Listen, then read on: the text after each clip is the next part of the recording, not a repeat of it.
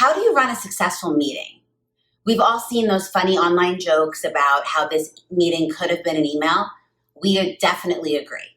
There are times when in-person meetings are necessary, and then there are times when they're not. It's very important to be able to differentiate between the two. My name's Katie Spadoro. I'm a SHRM certified HR expert and the founder of Cyber and CYB Human Resources. We provide support to growing businesses that may not be ready to hire in-house HR, but still need to follow the law. This video will cover the steps you can take to make the time spent in your meetings more productive. Research has shown that dysfunctional communication in team meetings can actually hurt team productivity and the organization's success. Running a successful meeting is important in all businesses.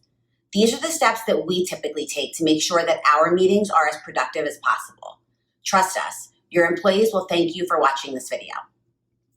As SHRM states, on average, office workers spend 21% of their time in meetings, but feel 25% of it is wasted.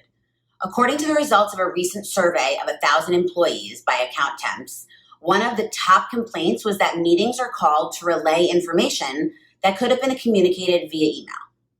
Managers are also dissatisfied. In a Harvard Business School study last year, researchers found that 71% of the 182 senior managers interviewed said that meetings were unproductive and inefficient. It's a lot. 65% said meetings kept them from completing their work. What happens in these gatherings is a reflection on the workplace culture. The goal of a meeting, obviously, is to accomplish something. There is nothing more annoying, personally, than sitting down in a meeting that is disorganized and not getting to the point. As a type A personality and business owner, I consistently have about 1,000,001 things that I need to be doing. That being said, sitting down for a meeting that should have been an email really ruffles my feathers. Step 1, prepare. What is the purpose of the meeting? What is the end goal?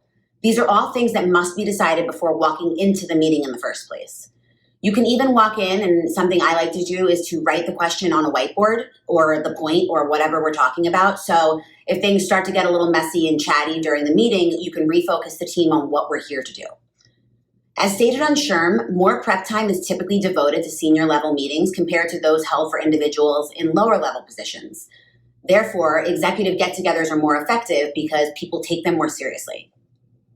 Number 2, limit the number of participants. Research has shown that having less than 8 participants in one meeting is the most effective. A larger group will leave some disengaged or resentful that their time is being wasted. 3, send an agenda and background material in advance. This is something I like to do for not only in-person meetings, but also for phone calls. If you want a thoughtful discussion, you need to give your team members or clients time to think about the problem or proposal that the meeting will focus on. That way, everyone already knows what will be discussed and already knows what questions they need to ask and what they need to say on the topic. Start and end on time. Personally, this is my number 1. Respect other people's time. Nothing, in my opinion, is more disrespectful than not respecting people's time. For example, turning a 1-hour meeting into a meeting that takes 2 hours. If you think that a meeting may run over, schedule a longer period of time. It is a little rude to think that the others in the meeting have nothing else on their schedule. If you end early, that's okay. The opposite, running over, is not good and will definitely irritate others. Additionally, don't punish people for being punctual by waiting on late stragglers to get started. At the same time, it's best not to jump right into the heart of the discussion in the first few minutes. I provide a slow, softer transition that will help those coming from other meetings to refocus. Make sure all attendees can participate. One common complaint about meetings is that a few people tend to dominate the conversation. Call on individuals to share what they think. Who may hold different views? Who will be most affected by the outcome of this meeting? Who has additional knowledge that might be useful? Think about who to draw out and to pull on and to call on regarding specific topics. You'll collect more ideas and leave participants with a more positive experience if you do that and you're more inclusive. To feel good about work, people need to feel included and valued. That means they have a voice and that they're allowed to express your opinions, which is the baseline of everything that we talk about always, which is communication. Keep in mind that because you are a leader, your views already hold more weight. If you share them too early, you may discourage others from presenting alternative perspectives, which is not good. Focus on listening and stay out of the discussion as long as you can. You might actually learn something. I usually do. A surefire way for leaders to alienate participants is to use up most of the meeting time presenting a proposal and leave only a few minutes for comments and questions from everyone in the meeting. When people do speak up, thank them for their contributions. Use their ideas when you can. Like I've said before, my employees usually have great ideas. Something that is a negative side of that is if you allow all of your employees to give you ideas and suggestions and you never take anything that they say seriously or implement anything, people will stop giving you good ideas. That's not the direction you want to move. Keep a written record. Posting the meeting agenda and taking notes that everyone can access will help keep participants on track. Unfortunately, a lot of organizations and companies do not do this. The written record ensures that differing interpretations don't lead people down the wrong path. If possible, I like to have one employee take notes for the meeting and send a follow-up summary.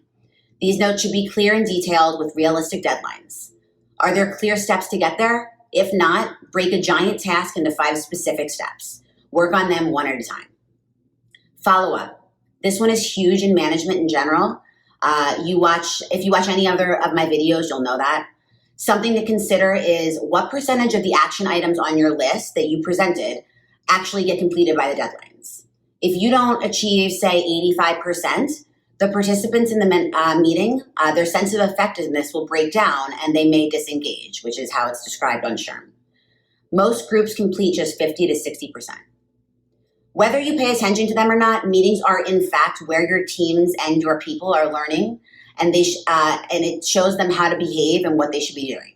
It's important to have a system that people can use successfully to become the organization that you want to become as you grow.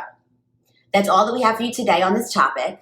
Check out the rest of it on cyber.co for more information and let us know if you have any questions. Have a great day.